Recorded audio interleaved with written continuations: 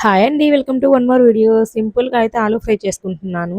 ఈరోజైతే మా వారైతే లంచ్‌కి రావట్లేదనమాట. ఇంక మార్నింగ్ అయితే ఇడ్లీలోకి సాంబార్‌లాగా పప్పుచారు కాచాను. సాంబార్ పొడేసి. ఇంక అది కాస్తుంది. దాంట్లోకి ఇంకా నంచుకోవడానికైతే ఆలూ ఫ్రై చేసుకుంటున్నాను.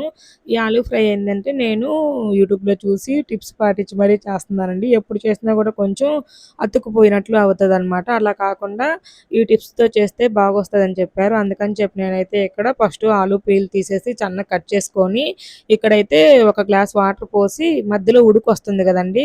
ఆ ఉడుకొచ్చేంత వరకు ఉడికిచ్చి, ఇంకైతే వడగట్టేసుకొని, ముక్కలు పక్కన పెట్టుకొని, కడాయి పెట్టుకొని, ఆయిల్ వేసుకొని, ఆయిల్‌లో అయితే కరివేపాకు, ఎండుమిర్చి, పచ్చిమిర్చి అండ్ చిన్నుల్లిపాయలు నలగొట్టేసి అవి వేసాననమాట.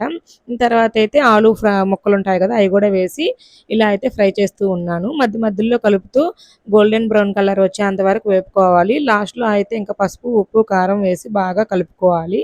ఇంక అంతే సింపుల్‌గా ఆలూ ఫ్రై అయితే రెడీ అయిపోతుంది. మా వారు ఎందుకంటే లంచ్‌కి రాంది ఏప్రిల్ ఫస్ట్ గదండీ ఈరోజు. ఫైనాన్షియల్ ఇయర్ ఎండింగ్ అయిందనమాట మార్చి 31కి. ఇంక ఈరోజైతే వాళ్ళకి పార్టీ ఉందనమాట బ్యాంకులో. అందుకని చెప్పి ఇంకైతే లంచ్‌కి రాలేదు.